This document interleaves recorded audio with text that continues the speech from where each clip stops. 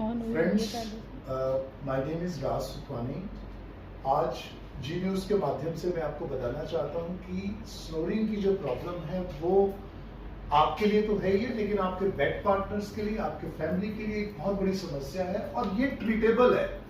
मैं खुद स्नोरिंग कर रहा हूं और 20 साल पहले जब मुझे ये डायग्नोज हुआ तब मैंने जब इसके लिए स्लीप टेस्ट कराया और फिर मैं इसी लाइन के अंदर, इसी प्रोफेशन के अंदर मैंने अपने आप को डेवलप किया और आज हम लोगों की हेल्प कर रहे हैं। Apart from machines there are ways जिसके अंदर हम आराम से रिहैब की टेक्निक से अपनी मसल्स को रीटोन कर सकते हैं और स्नोरिंग के एपिसोड्स को कम कर सकते हैं, क्योंकि स्नोरिंग का सीधा रिलेशन आपके ऑब्स्ट्रक्टिव स्लीप एपनिया से चला जाता है, जिसमें अभी बप्पी लहरी जी की भी बहुत बड़ा हमें नेशनल लॉस हुआ उनकी डेथ की वजह से।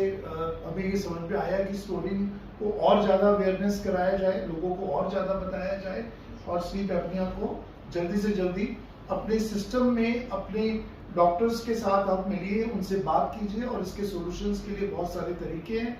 मेरा सिर्फ यही संदेश है, snoring is dangerous, kindly do not leave it is because your family becomes your major sufferer in your sleep apnea and snoring cases.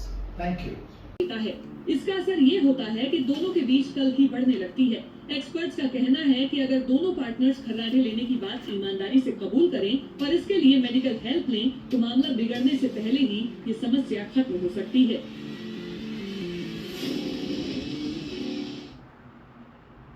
Meerut